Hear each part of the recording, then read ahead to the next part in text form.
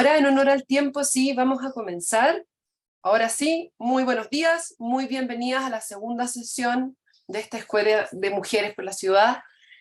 Quería darles a todas, digamos, la más cordial saludo y bienvenida, digamos, a esta sesión. Hoy día tenemos una sesión en que vamos a hablar de conceptos de ciudad feminista. Vamos a hablar primero desde la práctica y la experiencia. Ya les voy a presentar a las invitadas que tenemos para hablar hoy día. Y luego vamos a hablar desde una esfera también más teórica, más conceptual, para poder un poco sintetizar lo que es estos conceptos de ciudad feminista.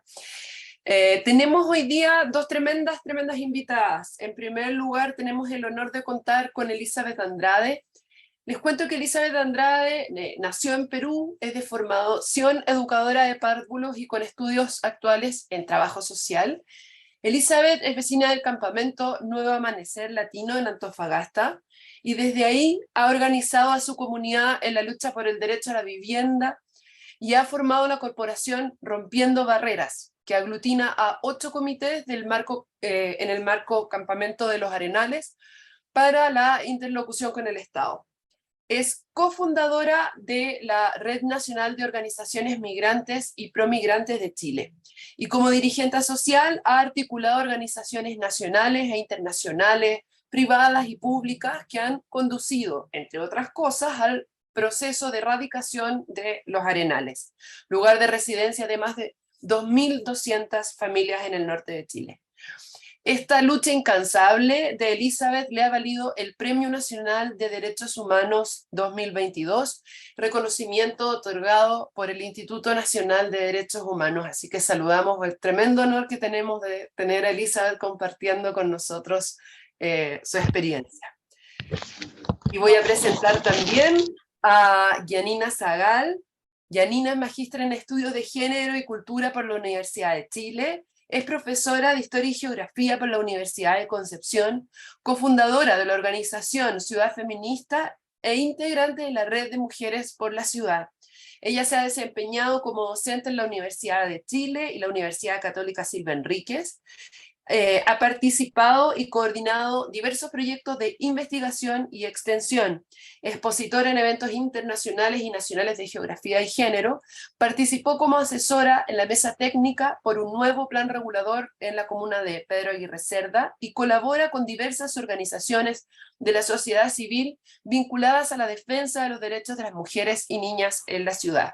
Y me presento también, mi nombre es Pía Montealegre, soy arquitecta, profesora de la Universidad de Chile, de la Facultad de Arquitectura y Urbanismo, y las invito también a que nos vayan dejando en el chat del Zoom, nos pueden ir dejando sus preguntas que les vayan surgiendo para Yanina y Elizabeth.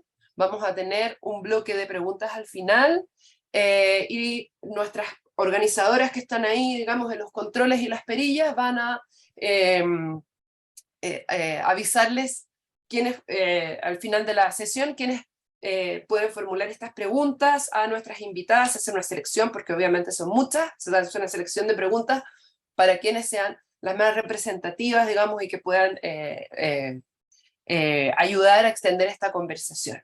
Vamos a partir entonces con una conversación con Elizabeth Andrade. Como les digo, después va a seguir una presentación de la profesora Yanina Zagal, y haremos una breve pausa de 5 minutos y tendremos la oportunidad de cerrar esta sesión conversando con nuestras dos invitadas. Entonces, sin más, las invito a todas en lo posible de tener sus micrófonos cerrados. Y voy a partir con Elizabeth, saludándola, agradeciéndole de nuevo la voluntad de poder conectarse con nosotras esta mañana, poder compartir su experiencia. Y bueno, para comenzar quería decir que tenemos entre nuestras participantes a muchas dirigentes territoriales que en estos momentos están luchando por sus vecinos, por sus vecinas, por el derecho a la vivienda en la ciudad, por tener una mejor ciudad, mejores espacios. Así que queríamos partir pidiéndote si pudieras compartir con ellas un poco de tu propia historia de lucha, tus dificultades y tus logros, y también pedirte un poco qué consejo les darías a ellas, de dirigentes a dirigentes, para poder continuar en esta ruta. Bueno, antes que nada saludar a todos, todas y todes, pero de una manera especial a las compañeras pobladoras, ¿no? A las que están en el día a día luchando por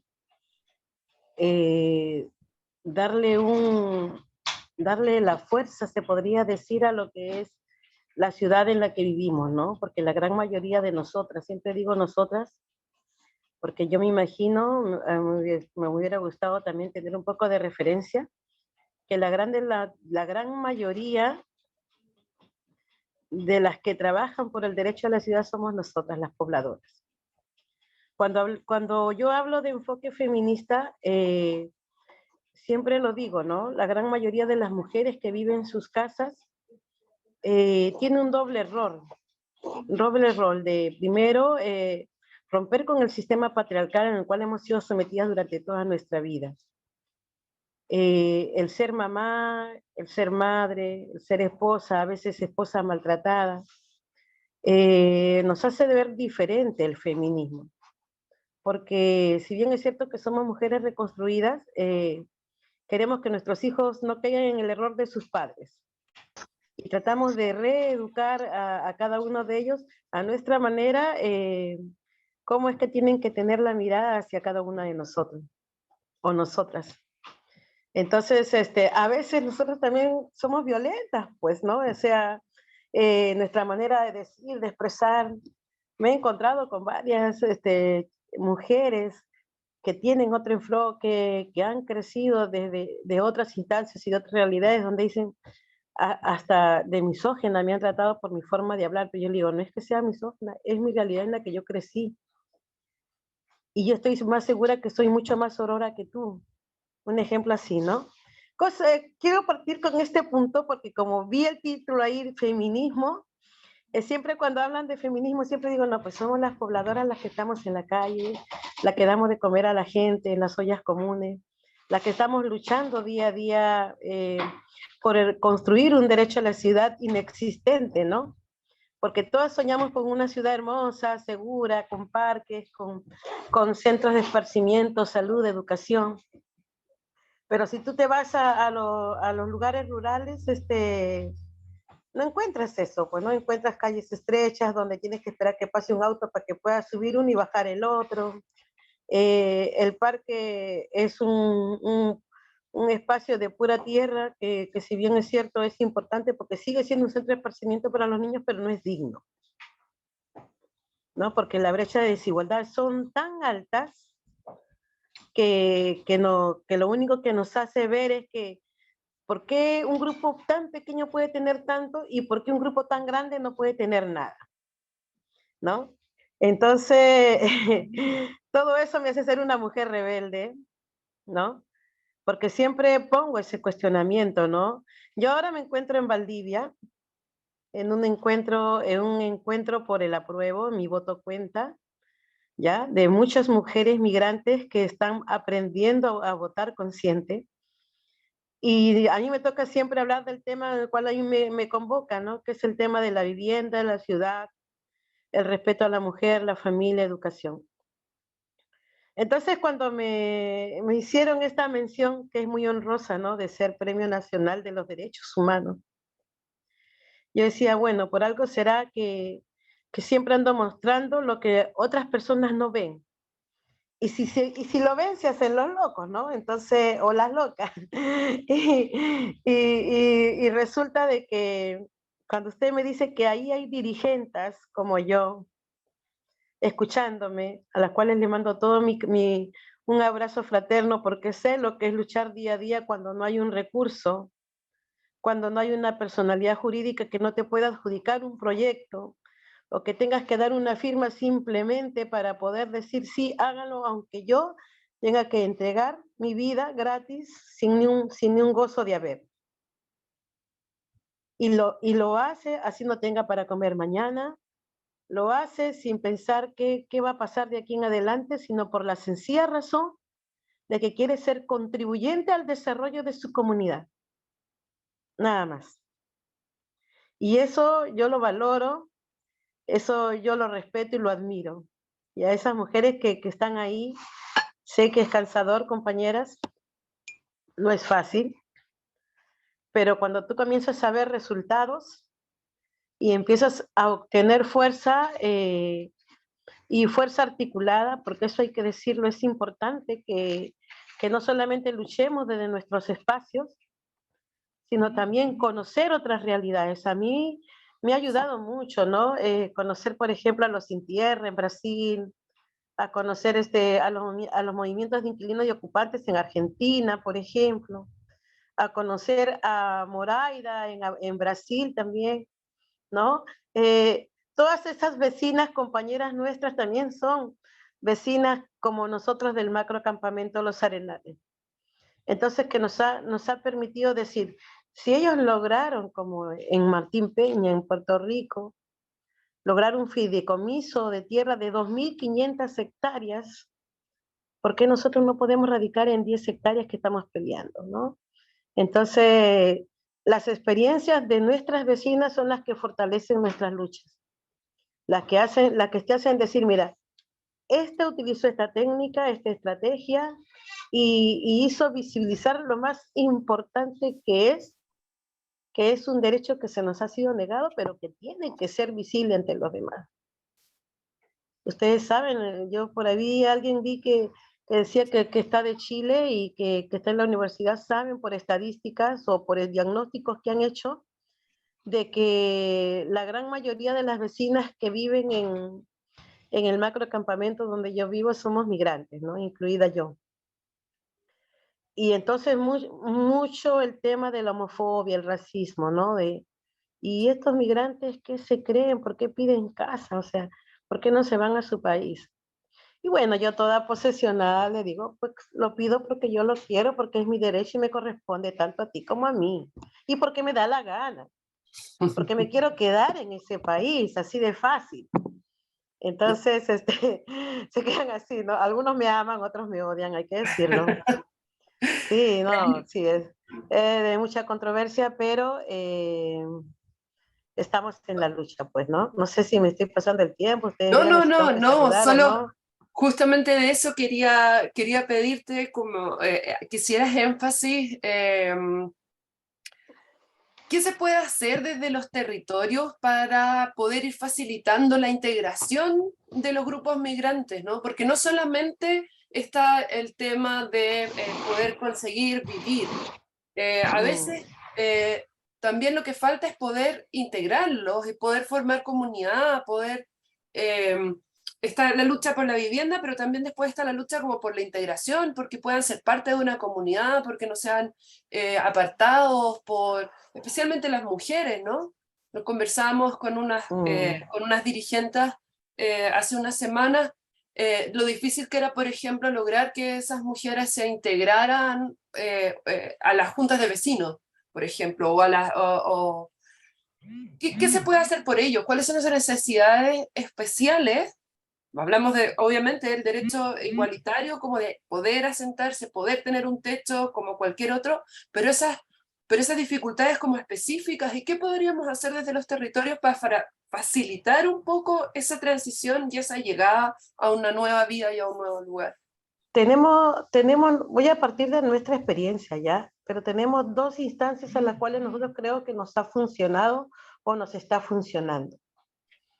Primero, el considerarnos mujeres fuertes y organizadas, ¿ya? El tener el poder de, ¿cómo se llama? De decir que si nosotros estamos en ese espacio y hemos descubierto que a través de los diferentes estudios que tenemos, somos capaces de construir algo, si nos convencemos de eso, entonces ya tenemos la primera batalla ganada. Organización y fuerza, eso es por un lado. Lo segundo es que el ser migrante o ciudadano y ciudadana del mundo te retribuye doble más encima, ¿no? Yo le decía en un encuentro en Lima, cuando me preguntaron a mí por qué luchas en ese país y no en el tuyo? Y yo agarré y le dije, no, pues le dije, yo lucho en ese país porque yo decidí quedarme en él y porque tenemos que demostrar que somos sujetos de derechos aquí en la China y en otras partes del mundo. Eso por un lado, ¿no? Y como por ahí están escribiendo y lo comparto, migrar es un derecho humano y ningún ser humano es ilegal. Lo segundo es el saber mediar, ¿no? Con las diferentes autoridades.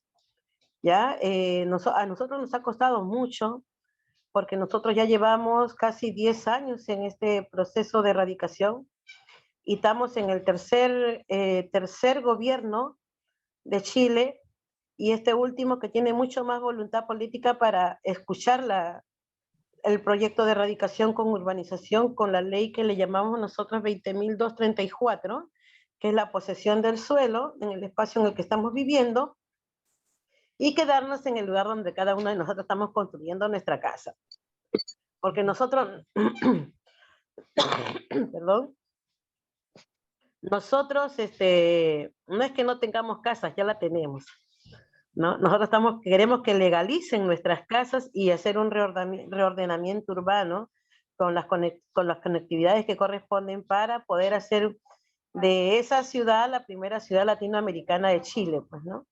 Entonces, las mujeres se empoderan, las mujeres aprenden, las mujeres se forman. Me vi yo comprometida a estudiar trabajo social para poder entender un poco la mirada de las famosas intervenciones y los famosos diagnósticos que nos hacían por años sin ningún resultado. Entonces, yo dije, a ver, ¿qué ítems están utilizando para esto? ¿Cuál es la forma con la cual se tiene que hacer? Esto de aquí no lo consideramos necesario porque siempre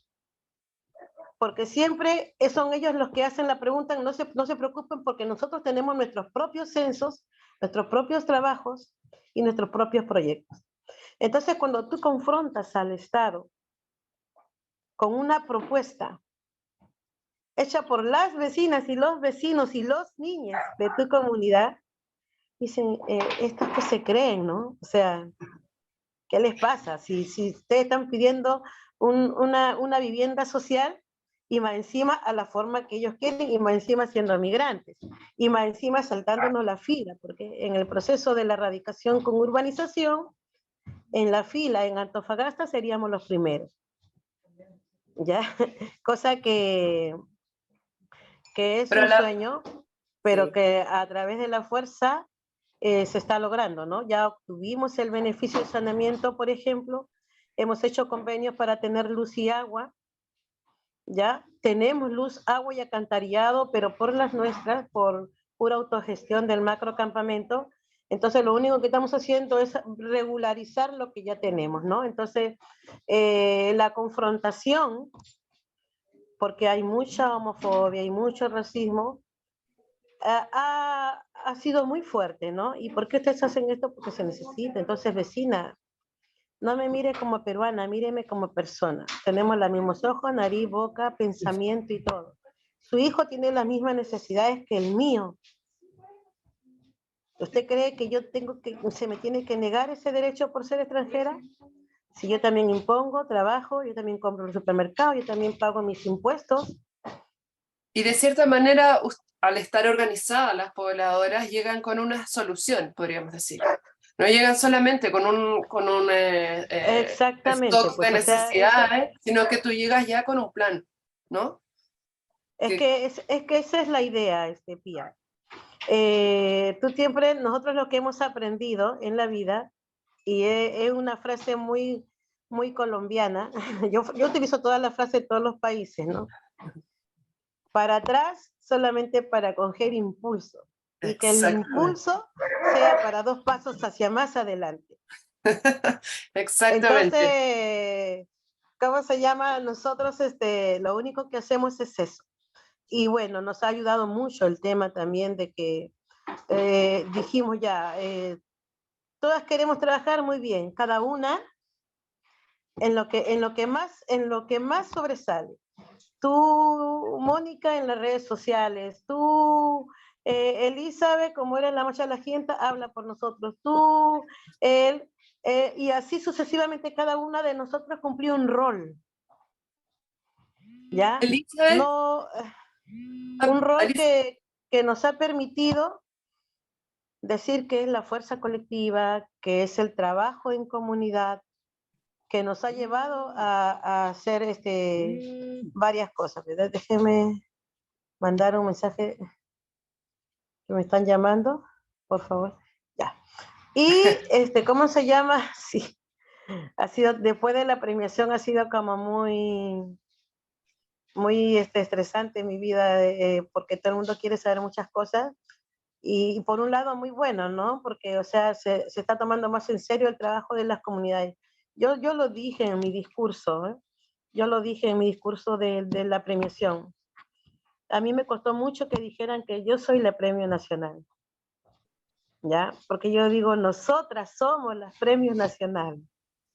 qué lindo Porque eso. no solamente ha sido un reconocimiento a mi trabajo, ha sido un reconocimiento al trabajo colectivo. Y bueno, fue muy difícil, otras cosas que, porque como muy individual, es muy todo, pero el simple hecho de que hayan reconocido a una dirigente social es un paso también para el instituto, de tener otras miradas, y yo se lo dije en mi discurso, ¿no?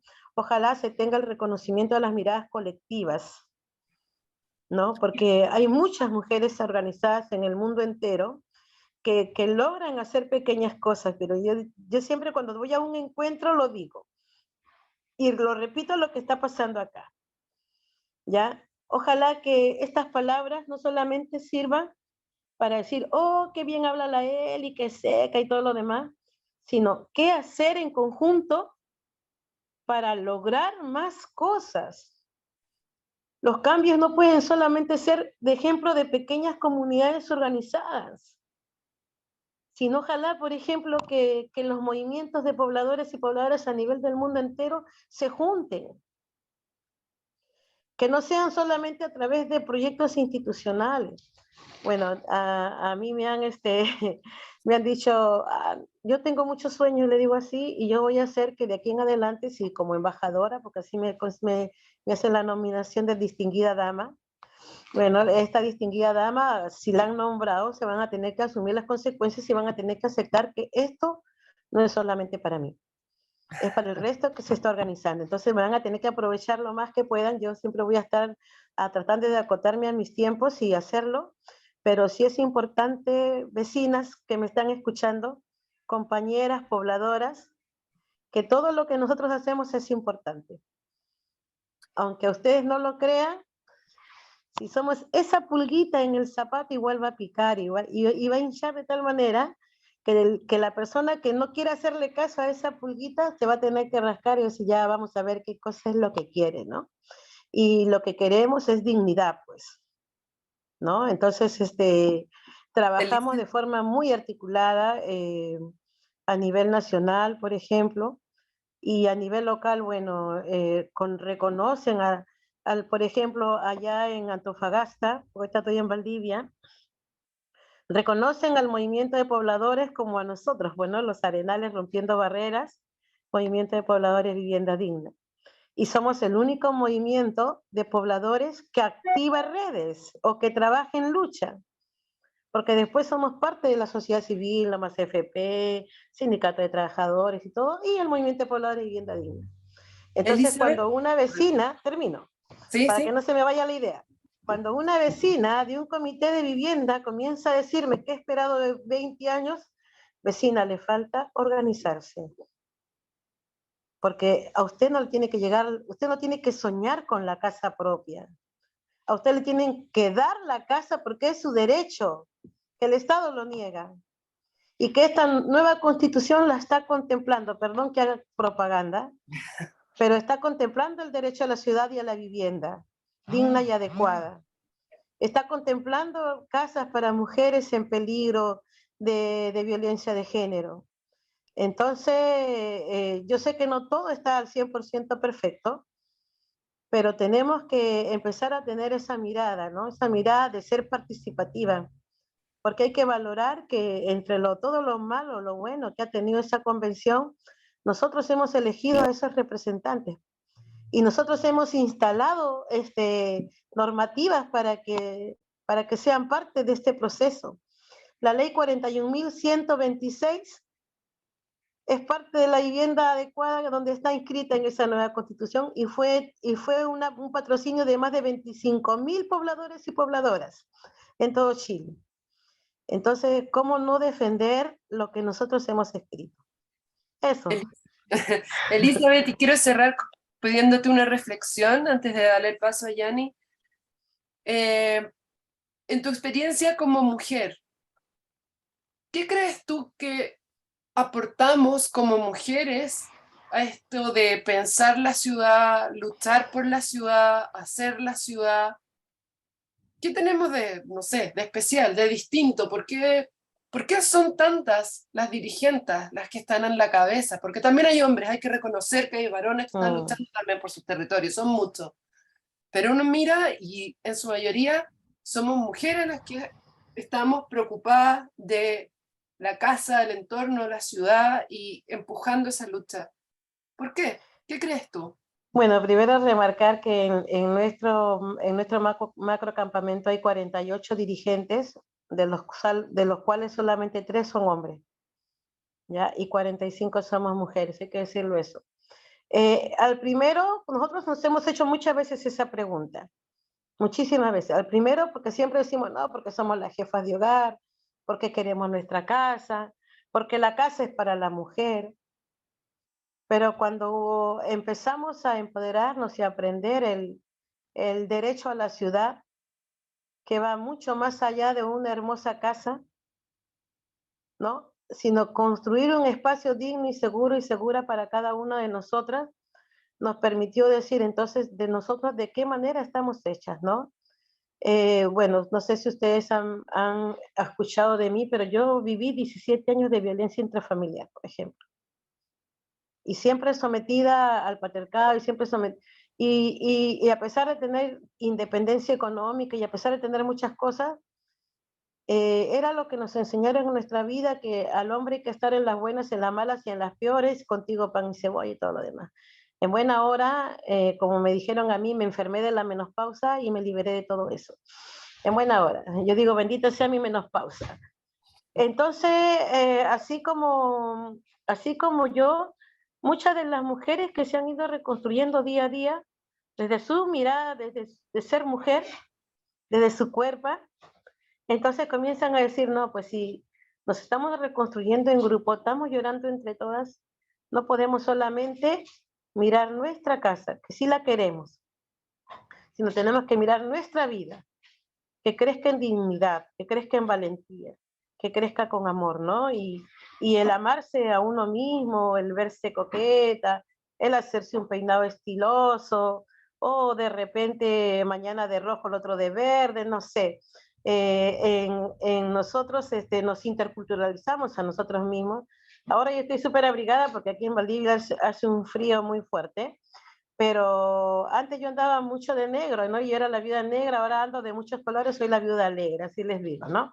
Entonces, es eso, cambiar las miradas, ponerle color, pero ese color que te dé vida, ¿no? Y llenarte de esa energía de tus compañeras para poder construir. ¿Cuál es mi mayor consejo? Amarse.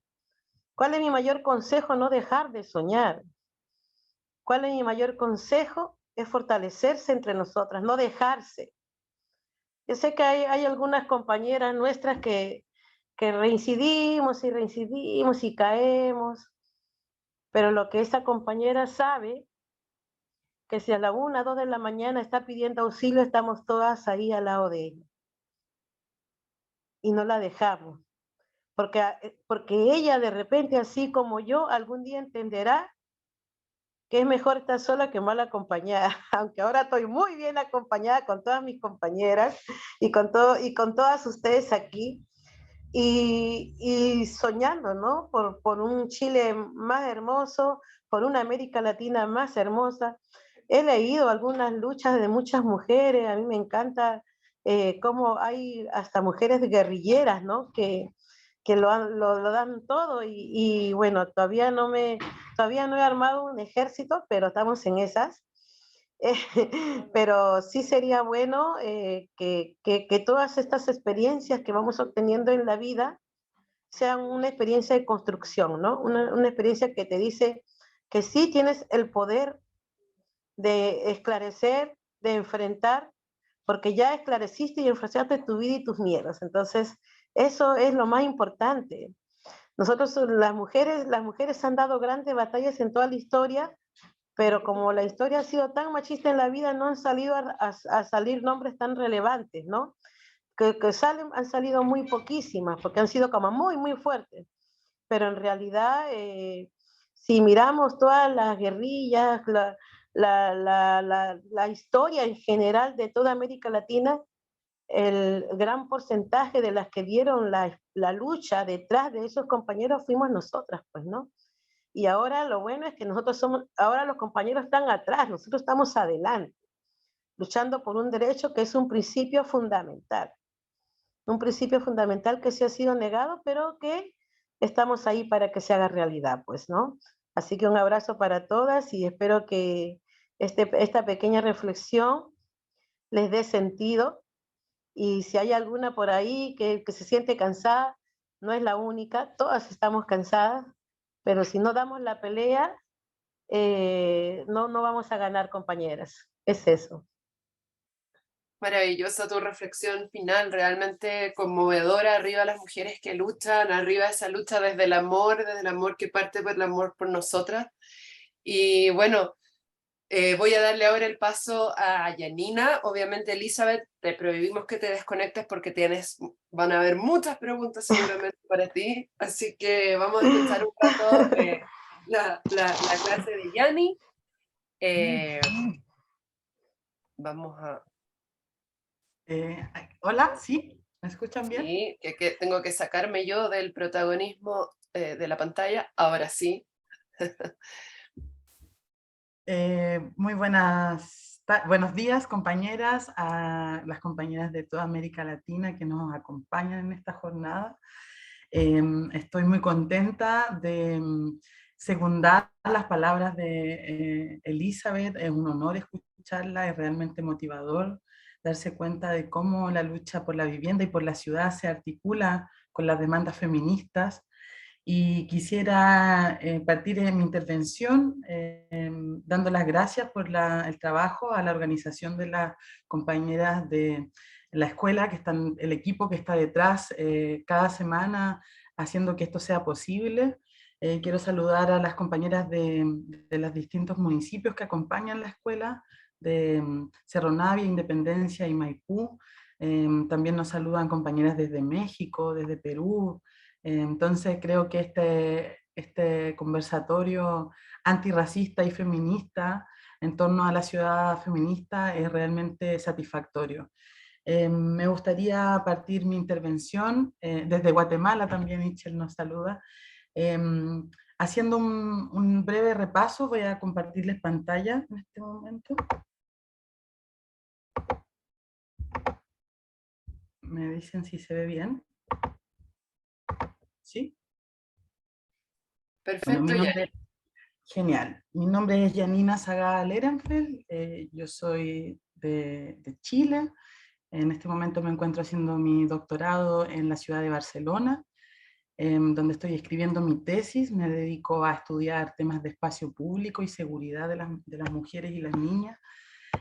Y me gustaría en esta intervención, a propósito de lo que nos comentaba Elizabeth, referirme a cuáles van a ser los dos ejes. El objetivo de mi intervención es conocer y reflexionar cuáles serían las principales características para imaginar o proyectar una ciudad feminista, y partir de la base que en nuestro gran enfoque, el enfoque de derechos humanos, y en esta combinación de derechos, el derecho a vivir una vida libre de violencia, como ya nos señalaba Elizabeth, y el derecho a la ciudad.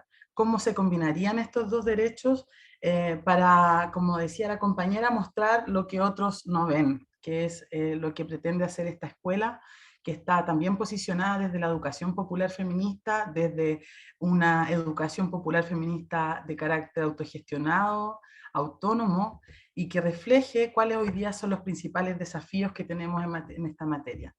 En el material que les dejamos en la escuela está la entrevista de una geógrafa, de la geógrafa canadiense Leslie Kern, quien señala que para que una ciudad sea feminista, para que podamos sentirnos en esta idea de ser cuidada dentro de la ciudad, una ciudad feminista sería aquella que aborde el trabajo de cuidados que se realiza tanto dentro de los hogares como en el espacio público, cómo sería una vivienda adecuada en su forma, por ejemplo, cuestionar por qué hoy día la política pública hace viviendas tan pequeñas, por qué se desarrolla en el lugar más importante de una casa, donde se produce el alimento, es el lugar más pequeño de una casa, cuáles son aquellos elementos que mandatan, ¿verdad?, que la planificación urbana, que la planificación de las viviendas, su forma, sea de una manera y no otra. Entonces, este urbanismo feminista nos invita a pensar en la accesibilidad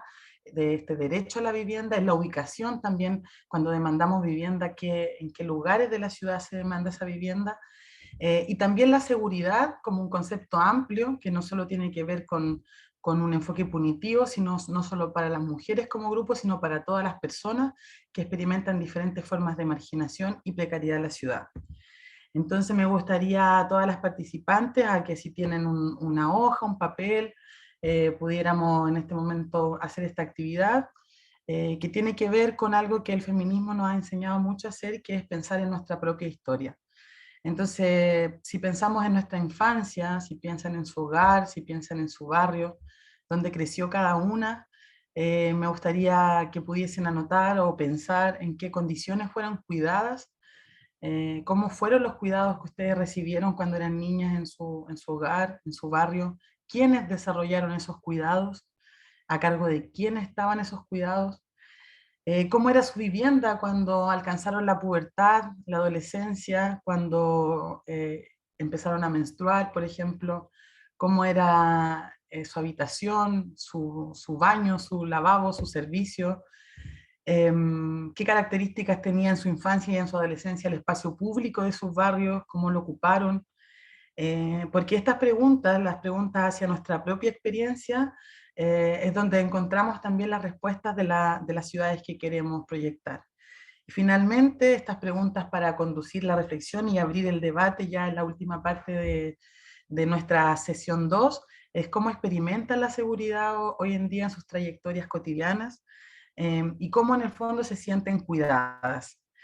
Bajo este paraguas del concepto de cuidados y de derecho, es que me gustaría hacer una breve muestra de este tema del urbanismo feminista, que en realidad es larguísimo. Hablábamos con el equipo organizador de también cómo dar luces de que esto no es algo que ha sido creado actualmente, sino que también es un enfoque que viene, tiene una trayectoria, que tiene una genealogía. En Chile tenemos el honor, la primera sesión de compartir con Olga Segovia, quien es una de las pioneras en escribir trabajos desde Sur Corporación junto con la argentina Ana Falú sobre las mujeres y la ciudad, la violencia y los derechos en la ciudad. Ya en el año 2007 publicaban su libro Ciudades para convivir sin violencia hacia las mujeres. También por mencionar algunas, Alejandra Mazzolo. En Chile tenemos a Jimena Valdés, a Sandra Fernández, estudiando temas de ruralidad y mujeres. Tenemos también a Leixa Garis estudiando temas de movilidad y transporte, Paula Soto. Tenemos entonces nuestra propia genealogía feminista de estos estudios. Y por otro lado, nuestra genealogía de grandes dirigentes sociales por el derecho a la vivienda. Entonces, bajo este paraguas de sentir que hay algo que nos respalda en nuestra propia historia, pero también la historia compartida con otras, es que me gustaría desarrollar algunos elementos sobre esta ciudad feminista, primero con esta idea central que fue transmitida en la primera sesión, que la ciudad no es neutral, la ciudad no es percibida de la misma manera por las personas, estamos cruzadas por una serie de intersecciones de edad, de clases sociales, de género, de generación, de la edad, también de ubicación. No es lo mismo ser una mujer de provincia que ser una mujer de capital. Entonces, ¿cómo esta no neutralidad en los espacios públicos nos va a hacer vivir en la ciudad de manera diferenciada? Y una de las primeras características que tiene esta ciudad no feminista, esta ciudad no neutral, es la cantidad de barreras que se generan en el espacio público. Les voy a mostrar, compartir algunas fotografías. Esta es la pasarela peatonal de la autopista central de la comuna de Pedro Aguirre Cerda en Santiago, que las autopistas urbanas, y lo saben muy bien las compañeras mexicanas, ¿verdad?, son una de las grandes llagas para pensar en el derecho a la ciudad de las mujeres. Cruzan nuestras comunas, ¿verdad?, con una sensación inminente de inseguridad y de permanente violencia sexual, además de los microbasurales que se forman alrededor de ellas, al igual que las pasarelas, o también, como las llaman las compañeras de México, las puentes antipeatonales. Nos dice la geógrafa Leslie Kern de estas características del espacio público. Hoy día nos encontramos post pandemia con que el espacio público se encuentra privatizado. Tenemos, por ejemplo, aquí el caso de las terrazas del barrio Italia, ¿verdad? ¿Quiénes tienen derecho hoy día a ocupar el espacio público? Son aquellas personas que tienen dinero para pagar por una mesa en él, ¿verdad? Y por otro lado tenemos al mercado inmobiliario, que es a lo que yo me dedico a estudiar, cómo han sido los grandes amos y señores del espacio público, y hoy día tienen la capacidad de detener el tránsito, de tomarse las veredas, las aceras, por obras de construcción que además son para vivienda privada, vivienda que no deja de especular, que no deja de subir de precio. Entonces, estas características que encontramos en el espacio público van a tener una incidencia especialmente para quienes, dicen los estudios, utilizan más el espacio público para las labores de cuidado, que son las mujeres, que son las personas mayores.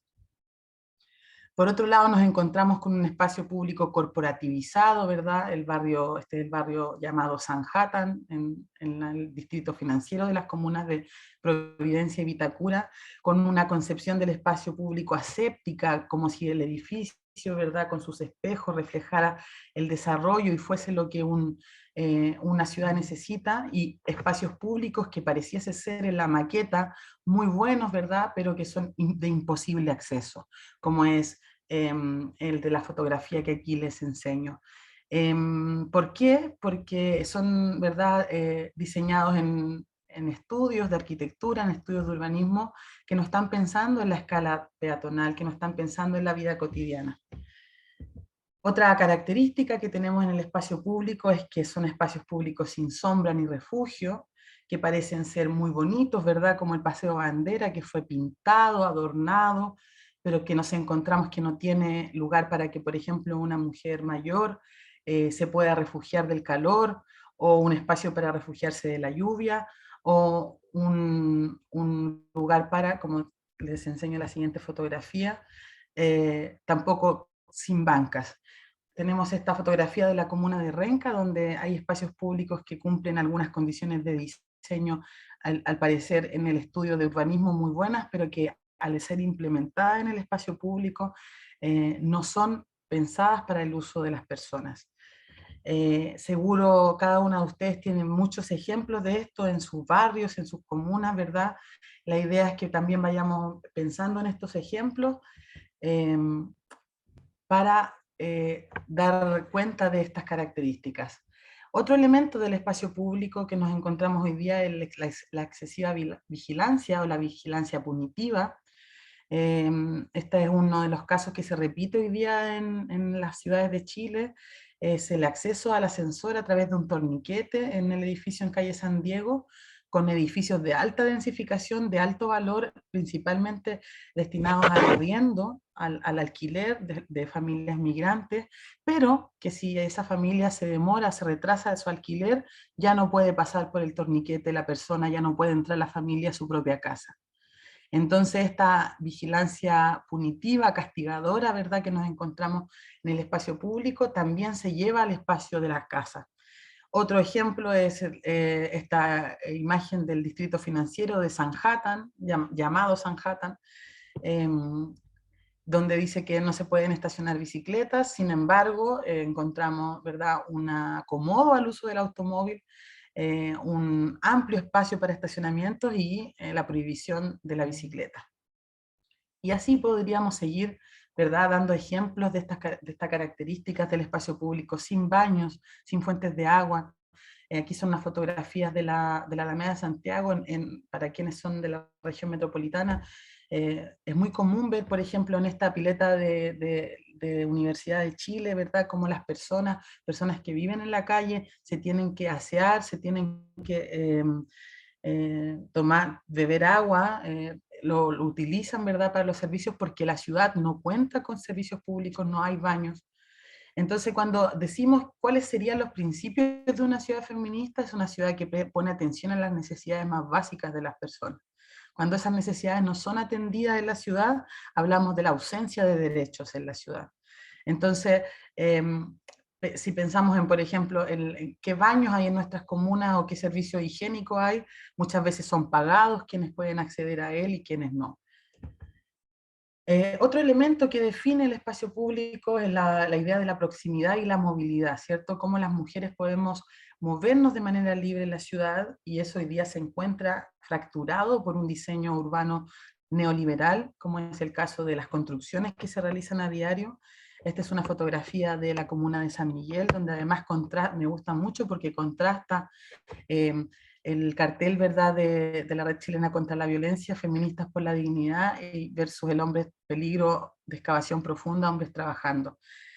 Entonces, ¿quiénes son las personas que más se ven afectadas por esta forma de usar los espacios de manera patriarcal y neoliberal? Van a ser las mujeres, las ancianas, las niñas, los cuerpos feminizados, las personas disidentes, las personas que no son consideradas funcionales, ¿verdad?, para la sociedad. Esta es una imagen del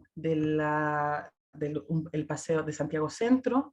Esta es una feria que se organiza ahí, que dice por el derecho al trabajo, la difusión de los oficios y a los espacios públicos para el arte y la cultura. Me gusta mucho porque refleja una demanda sentida, que es la demanda que tenemos hoy día por la ciudad. Cuando un municipio persigue y castiga el comercio ambulante, el comercio en el espacio público, el comercio informal, es no entender que después de la pandemia la crisis económica es tan grande que las personas venden lo que sea en el espacio público.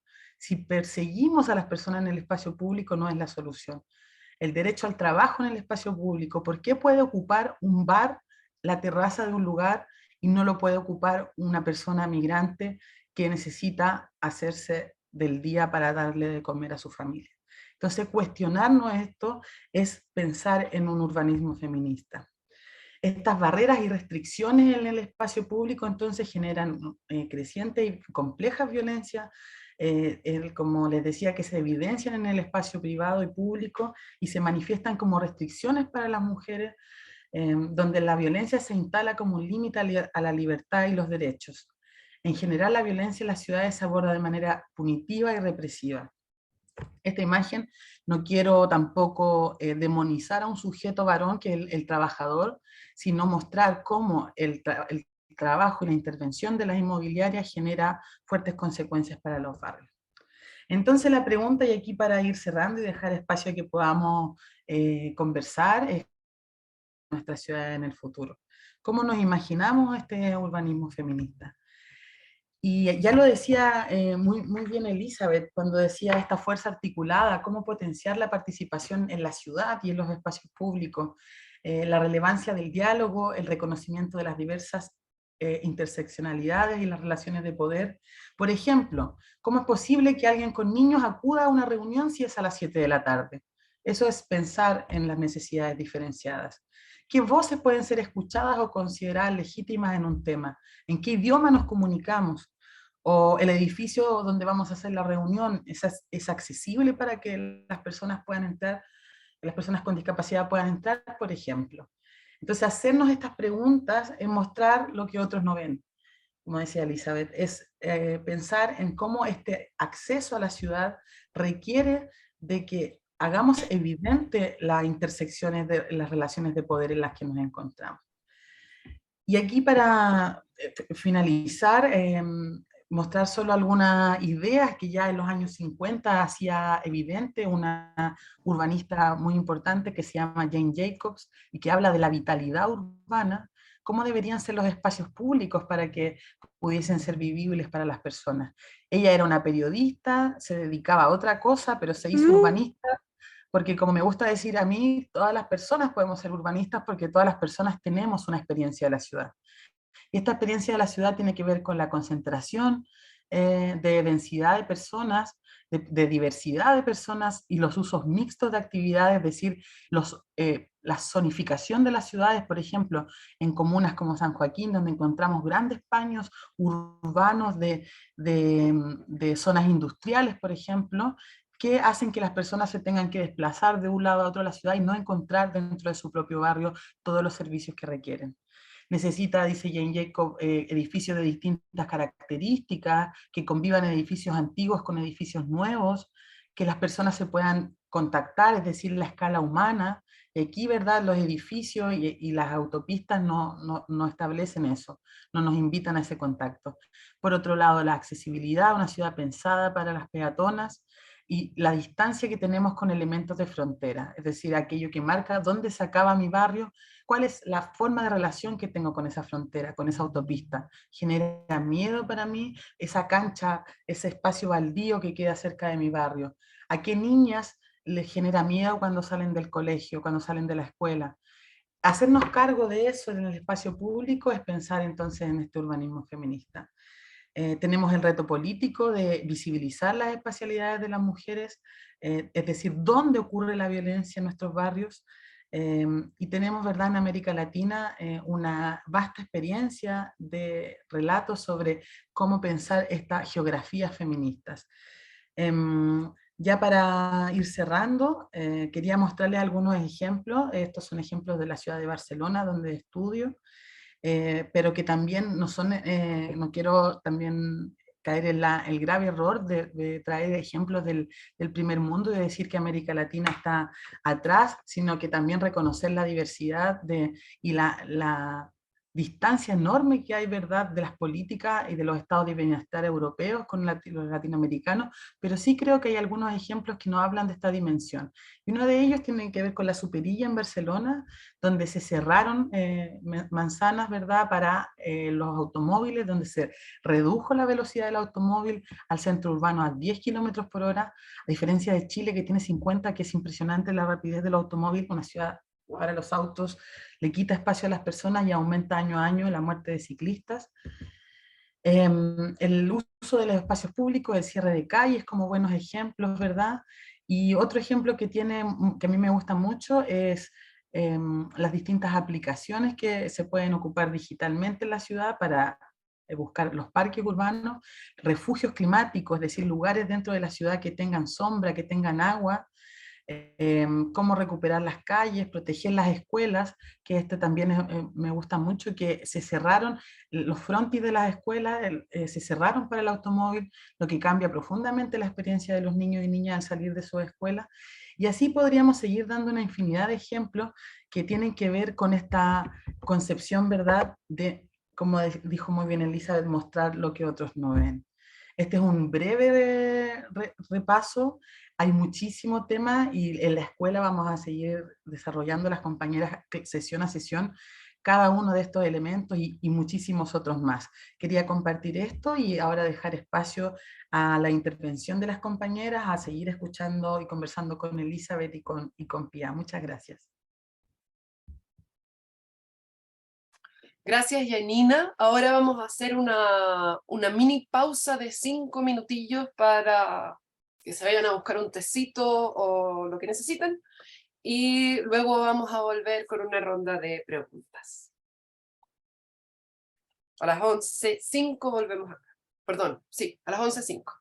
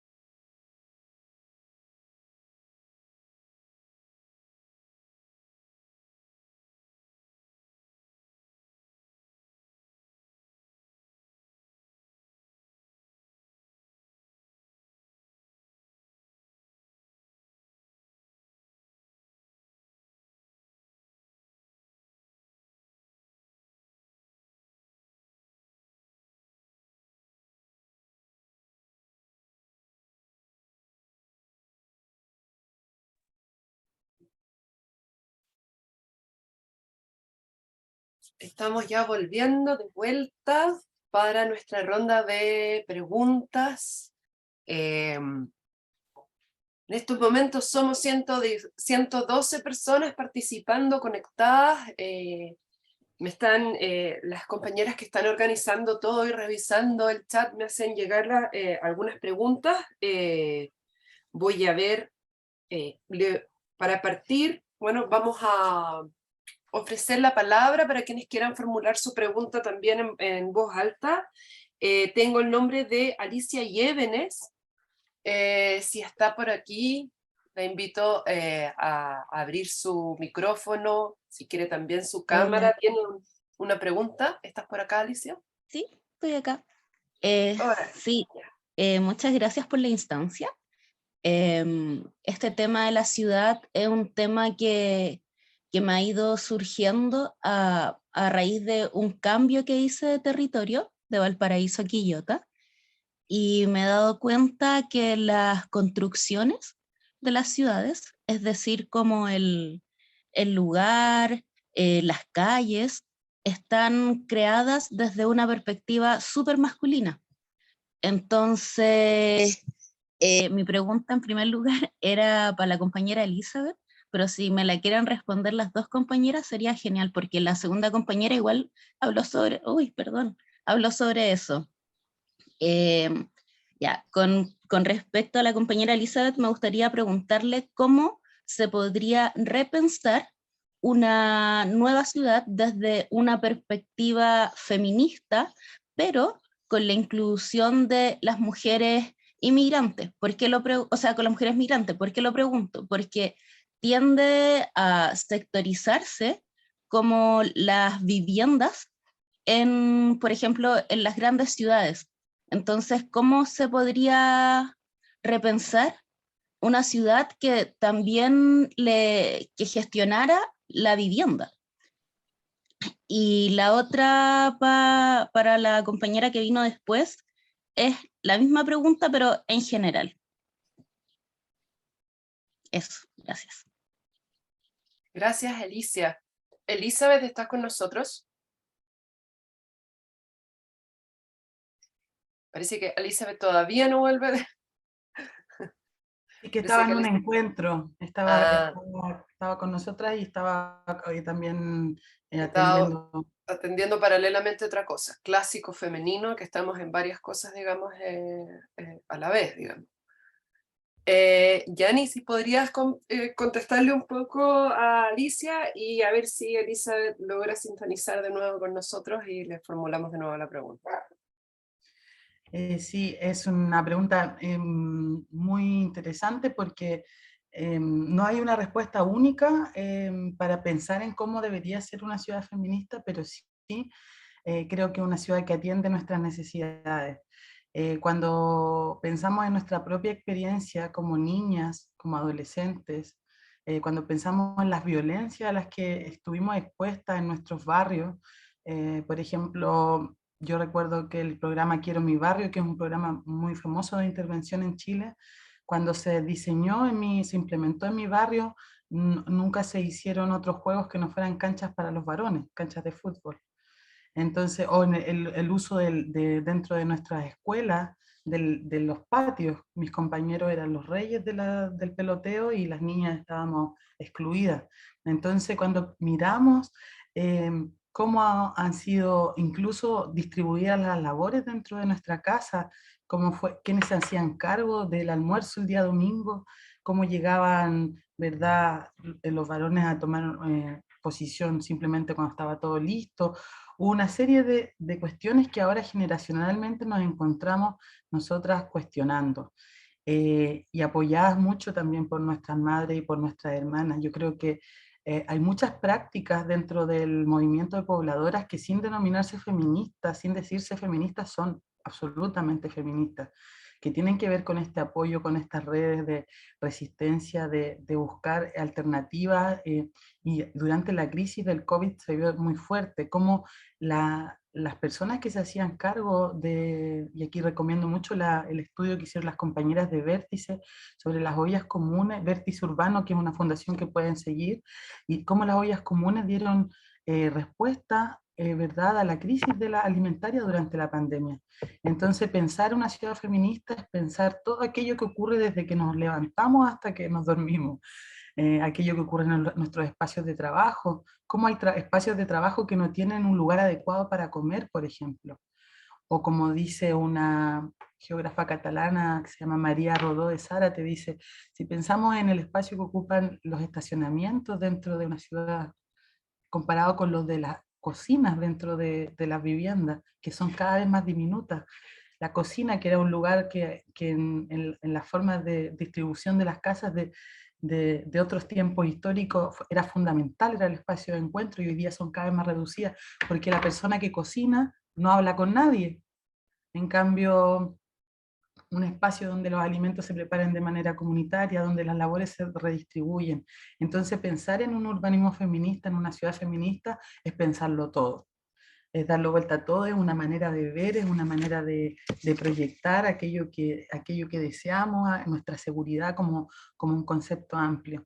Entonces, a mí me ha sido muy útil revisar mi propia historia para darme cuenta de aquellas cosas que no me hicieron o no permitieron que mi desarrollo fuese el óptimo. Y por eso hoy día estamos también llamadas a esa lucha, y me parece que esta escuela está en ese camino de pensar en cómo nos proyectamos y somos agentes de cambio en nuestras propias comunidades. Y ahí volvió Elizabeth. Muchas gracias por quedarse también, sabemos que está súper ocupada. Y por aceptar nuestra invitación. Sí, no solo por aceptar la invitación, sino que por mantenerse aquí, digamos, en sintonía. Sabemos que está, digamos, en varias cosas paralelas. Elizabeth se formuló una pregunta desde el público. Alicia Llévenes la sintetiza un poco de cómo construir una ciudad feminista, y especialmente cómo construir una ciudad en que se acoja a las mujeres migrantes, específicamente. Bueno, sí, mira, lo que pasa es que en estos momentos estoy en un encuentro regional de migrantes también, de Mi Voto Cuenta. Y con referente a la pregunta, primero las mujeres migrantes en general tienen que dejarse de sentirse ser migrantes. Eso es por un lado, porque tenemos que obtener un espacio de posesión en el espacio en el que estamos. Ya decidimos quedarnos en el país en el que radicamos. La gran mayoría de mujeres en las cuales están participando en proyectos de vivienda o en diferentes espacios tienen su permanencia definitiva, entonces están radicadas acá. Entonces la primera pregunta que le hacen antes de empezar a trabajar con organizaciones referentes al tema de vivienda es: ¿quieres quedarte en el país en el que estás? Y te dicen sí. Entonces, partiendo de esa posesión, es que empieza la organización, ¿me entienden? Entonces, ya nosotros no somos parte de esa mirada mujer extranjera, sino mujer ciudadana que pide un beneficio de vivienda social en el país en el que se encuentra, y que no se le puede negar por derecho fundamental, más que todo, ¿no? Entonces, es primero cambiar de mente y de corazón y sentirse identificado en el espacio que está, porque también es cierto, hay que decirlo, nosotros tenemos que obtener ¿cómo se llama? La mirada transversal de las cosas en la vida misma. Tenemos que pensar que la vivienda que nosotros estamos pidiendo o eligiendo o construyendo es un espacio que nos permite tener la posesión, ¿entienden? Entonces las chiquillas salen a las marchas como cualquier ciudadana chilena, las chiquillas salen a seguirse aprendiendo como cualquier ciudadana chilena. A mí me toca ahora estar en la red nacional, estamos haciendo estos encuentros regionales para poderles explicar por qué es importante votar y por qué es importante tener esperanza en el cambio que se viene al nuevo Chile, ¿no? Porque tiene que tener una mirada integradora, porque tiene que tener una mirada intercultural, porque tiene que tener una mirada de respeto, ¿no? Y de igualdad, y en fin, todo lo que nosotros tenemos. Entonces, nosotros con nuestras compañeras chilenas no peleamos, compartimos luchas. Peleamos, pero peleamos juntas, ¿no? Entonces, ahí es donde se va cambiando la tónica del respeto y de la integración, y vamos borrando un poco la imagen del racismo, ¿no? Porque no es fácil, no es fácil, pero es eso, o sea, la identidad en la cual, en el lugar en el cual tú estás, ¿no? Yo me siento nortina, yo soy del norte, yo soy una ganadora de los derechos humanos del norte de Antofagasta, ¿me entiendes? Entonces no soy una mujer que dicen, ah, ya la migrante que ganó, sino la mujer que luchó. Entonces, es cierto que también hay muchas cosas que mejorar con el tema de la migración, porque se vulneran demasiados derechos. Últimamente con esta ley que tenemos con respecto a la migración, donde se niega el derecho a migrar, por ejemplo, ha vulnerado a muchas mujeres, ¿no? El tema de la crisis migratoria en sí, por ejemplo, hemos tenido más de 80 mujeres violadas en el paso fronterizo entre Colchane hacia Antofagasta, por ejemplo, y que no han querido denunciar por temor a la deportación y que están escondidas, ¿me entienden? Porque tienen miedo a regularizarse. Y ahí es donde nosotras como mujeres decimos, no, esto se tiene que denunciar, esto se tiene que informar, esto se tiene que visibilizar. Acudimos al instituto, pero el miedo de el haber entrado de forma ilegal, como saben decir, cuando siempre me dicen, nadie es ilegal, es cierto, pero es lo que van sintiendo las mujeres o los hombres que entran sin haber obtenido el espacio legal del ingreso, ¿no?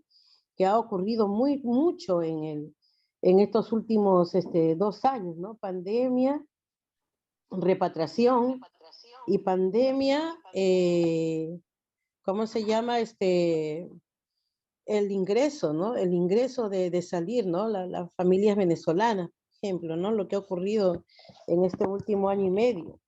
Entonces, y la invisibilidad del Estado, que creyendo que porque entregaba una bolsita con un agua de medio litro, con una barrita cereal, con una caja de porotos o de garbanzo de 200 gramos y un alcohol gel, ya le estaba salvando la vida a la familia que estaba durmiendo en la playa, pero no tenían cama, no tenían techo, no tenían nada. ¿Y dónde está la humanidad que dicen tener? Entonces han sido las comunidades organizadas que han hecho esos espacios humanitarios para poder ayudar.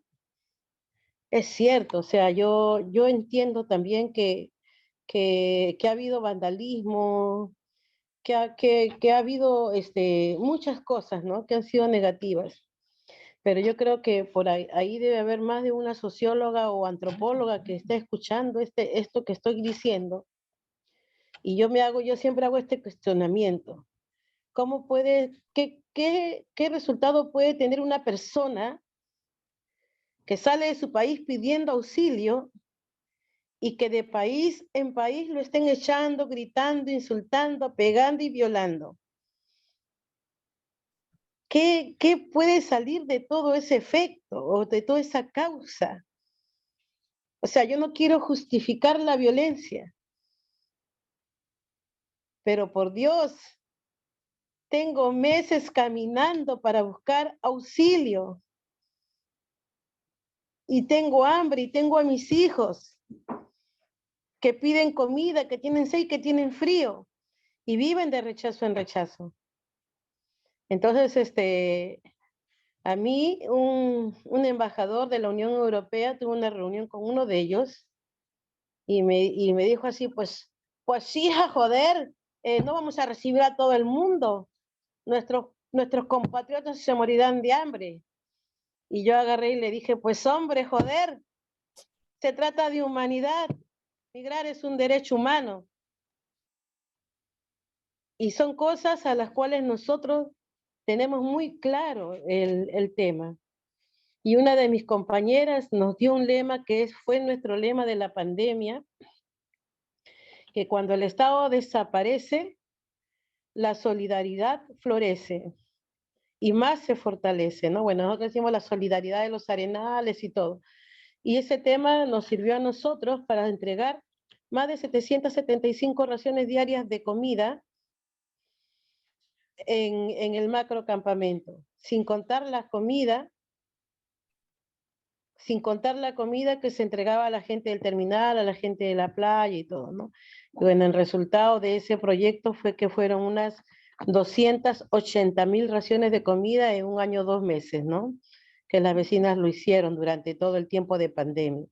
Entonces son cosas que es por falta de identificación, es por falta de humanidad, es por falta de muchas cosas que hacen que ellas tengan la otra mirada, ¿no? El posicionamiento, el lugar, el radicar y el quedarse, ¿no? Es eso, es eso. Entonces las leyes ya lo están contemplando en algunos lados, porque en algunos proyectos allá en Antofagasta hay un buen porcentaje de migrantes que ya tienen ese beneficio.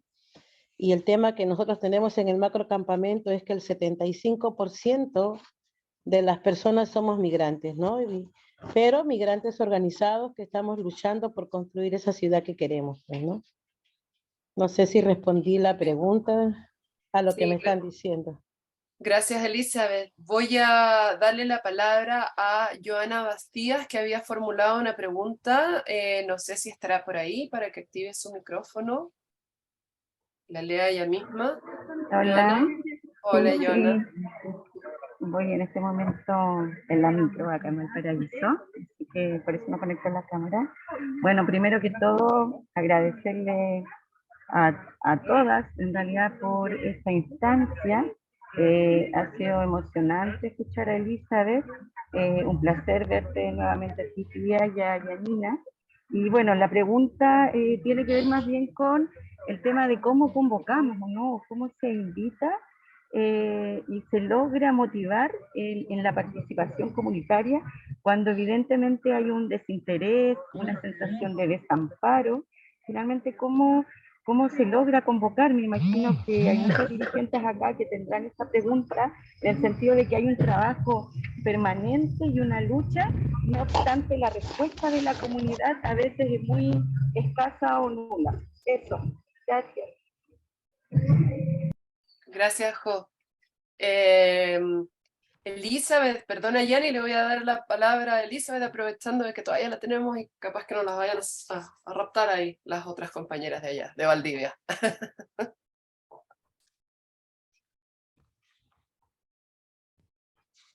Sí, ahí voy a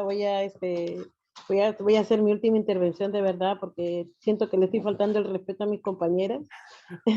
Tenía que haber estado con ellas desde las 9 de la mañana y no estoy. Entonces, sí, mira, no sé cómo explicarte eso, pero creo que fui hace poco bastante clara.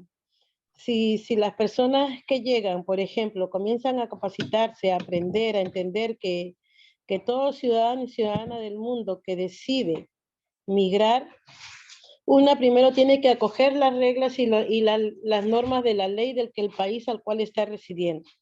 Y para eso tenemos que estudiar, pues, ¿no? Acá ahorita, por ejemplo, en este encuentro hay más de 40 vecinos, dirigentes migrantes que han venido a aprender también, a entender por qué es importante que nosotros participemos en estos actos democráticos, ¿no? Lo que está pasando ahora en Chile es ¿cómo se llama? Es un acto histórico, sea de apruebo, sea de rechazo, es un acto histórico en lo cual nosotros tenemos que sentirnos parte. Hay una frase que muchos dirigentes extranjeros se la sacaron de la cabeza. Decía, pero ¿por qué voy a votar si no estoy en mi país? ¿Por qué voy a hacer esto si no es el beneficio para mi país? O trabajemos como trabajemos, total, estamos en Chile. Entonces, nosotros como educadoras, formadoras de nuestra vida y en el macro mismo le decimos, no, pues vecino, porque usted es parte de una construcción, porque usted es parte de esta lucha, porque usted es parte de la vida misma, porque usted decidió venir por un año y ya tiene 10 años viviendo acá. Entonces no le puede ser indiferente las cosas que la ciudadanía está pidiendo. Y bueno, y eso lo tenemos clarísimo, ¿no? Entonces, si nosotros no participamos, si nosotros no nos comprometemos, Si nosotros no hacemos de este trabajo un trabajo de respeto e intercultural de ambas partes, entonces vamos a seguir siendo vulnerados, pues, ¿no? Porque entonces con mucho más derecho y con mucha más razón, tú puedes exigir un derecho cuando estás cumpliendo con un deber. ¿Entienden? Entonces, nosotros estamos siempre, siempre en esa tónica, aprendiendo a nuestras vecinas, incluida yo, por ejemplo, participando constantemente de talleres de formación, porque eso es importante, ¿no? El formarnos y bueno, y decidir, ¿no? Como en el caso mío, algunas otras más compañeras, que tuve 48 años y decidí estudiar trabajo social, pues, ¿no? Ya siendo yo educadora de párvulos, y decía, al principio me decía, ¿y cómo lo hago? ¿Me irá bien o me irá mal? Y bueno, gracias a Dios me ha ido bastante bien. Pensé que mis neuronas ya estaban envejecidas, pero más bien se han rejuvenecido. Y eso es lo importante, pues, ¿no? Que nosotros tengamos esa vitalidad de poder ser agentes transformadores. Todos nosotros, dirigentes sociales, pobladoras, tenemos las mismas capacidades, tenemos la misma fuerza y tenemos las mismas ganas. No todos tenemos las mismas autoridades. Por ejemplo, yo les voy a comentar lo que me pasó a mí. El alcalde de Antofagasta amenazó públicamente que iba a mandar un sicario para matarme. ¿Me entiende? A mí y a varias dirigentes activistas sociales, porque, bueno, así como ustedes se habrán dado cuenta, yo soy peleadora, pues, ¿no?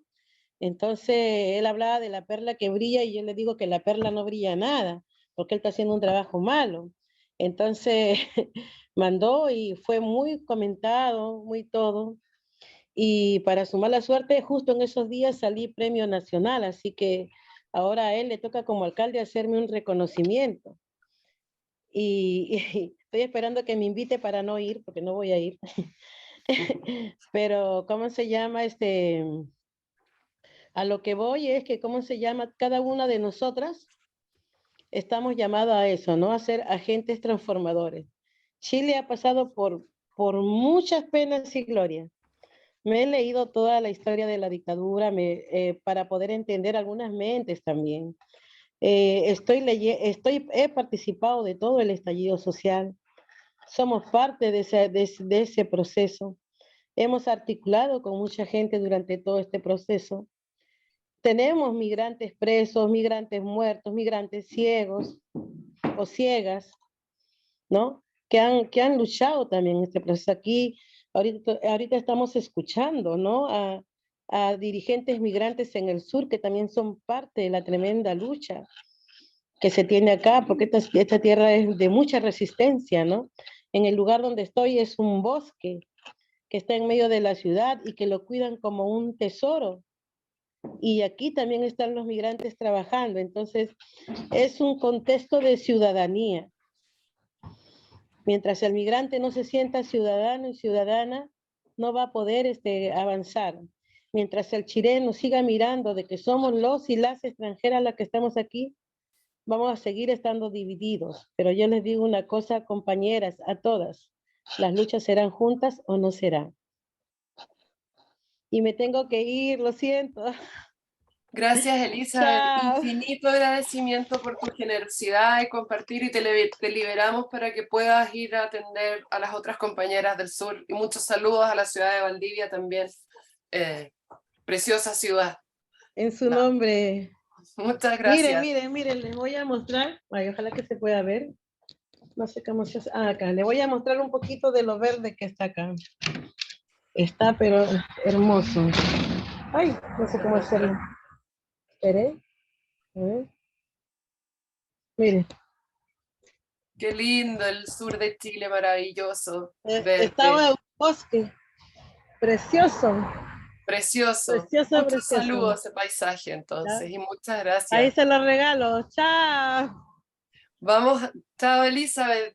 Vamos a cerrar aquí con una última pregunta para Yani, muy, muy breve antes de cerrar, que voy a leerla porque la participante tenía algún problema con su micrófono. Raquel Treviño preguntó qué sucede cuando los conceptos de las ciudades inclusivas, que se llaman de 15 minutos, ¿no? De tener cerca las cosas a 15 minutos de distancia, solo empiezan a servir para el extractivismo y la especulación. Excelente pregunta, porque lo que más hace el sistema es tomar nuestras demandas, ¿verdad? Y hacer de ellas cualquier cosa, y el feminismo de eso lo sabe muy bien, ¿verdad? Las grandes marcas hacen de nuestras demandas marketing y cosas que se pueden vender. Y las ciudades tienen eso, muchas veces los espacios se transforman y se gentrifican, es decir, se encarecen para las personas que viven ahí. Y muchas veces se habla de este concepto, ¿verdad?, de la ubicación, de vivir en el centro, como un gran valor para vivir cerca de los trabajos. Sin embargo, ¿quiénes pueden vivir en el centro? Y ahí es indispensable pensar en que nuestro derecho a la ciudad está profundamente marcado por las clases sociales. Hoy día las personas no tienen derecho a la vivienda, y la vivienda ha sido mercantilizada en Chile al punto de que no hemos pensado siquiera otras maneras de tener vivienda. No es necesaria la propiedad solo de la vivienda. ¿Por qué no pensar por ejemplo, en algunas sociedades que han dado el paso a tener vivienda de protección oficial, donde tienen grandes paños de la ciudad con viviendas de protección oficial que las familias alquilan a bajo costo por varios años, y llegan después de un tramo de años, se pueden hacer propietarias de esa vivienda y pueden heredársela a sus hijos? O sea, hay varias maneras de tenencia de vivienda que no son solamente la que se estableció en Chile, ¿verdad?, que es la idea de la casa propia. Entonces, pensar en esas maneras, para mí tiene que ver y con esto me gustaría cerrar, con un cuestionamiento a las narrativas dominantes. Y ese cuestionamiento a las narrativas dominantes es cuestionar incluso aquellas maneras en que hemos aprendido que se tiene que tener casa. La narrativa dominante que desestima al otro, que esconde al otro, que pormenoriza al otro. Y creo que para cerrar me gustaría dejar la reflexión sobre este conocimiento transformador, que también varias preguntas en el chat apuntaban a estrategias. Creo que nosotras somos capaces de hacer conocimiento transformador, conocimiento autodidacta, de autoformación. Hay muchísimo material, el material de la escuela y otros más que podemos consultar, que tienen que ver con estos procesos de autoeducación y de formación. Y por supuesto, todo esto bajo el gran paraguas de la organización política. Las mujeres debemos organizarnos junto a otras mujeres. Es la única manera que tenemos de construir ciudadanía plena en la ciudad, y de reclamar nuestros espacios, de hacernos vigilantes de las otras en el espacio público. Hay muchas estrategias individuales, ¿verdad?, de segurizarnos en la ciudad, y también otras colectivas. Entonces, dejar instalada esta idea de conocimiento transformador, de qué necesitamos para vivir bien, cómo se cuestiona el consumo, qué es lo que realmente queremos para las ciudades del futuro. Y en ese sentido el feminismo tiene todo por aportar. Así que les agradezco mucho su conexión, les agradezco mucho su interés por estos espacios, y que sepa cada una que es agente de transformación profundo y de conocimiento transformador. Muchas gracias, Janina. También por tu participación, Janina interrumpió sus vacaciones familiares un rato para poder hacer esta sesión, así que también muchas gracias por eso. Vamos a cerrar ahora. Solo quería recordarles que en el chat está el link para el WhatsApp de información de la escuela. Recuerden copiarlo, llevárselo, activarlo antes de que cerremos la sesión. La próxima sesión también las dejamos desde ya invitadas, es Estrategias Sociales y Ciudadanas de Disputa por el Derecho de las Mujeres y Disidencias a la Ciudad, el próximo sábado en esta misma hora. Nos despedimos. Muchas gracias a todas por su interés, por su participación, por compartir también con nosotros, y un abrazo, y me despido y nos despedimos.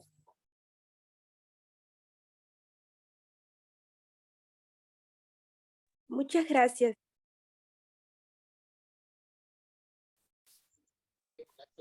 Chao, gracias.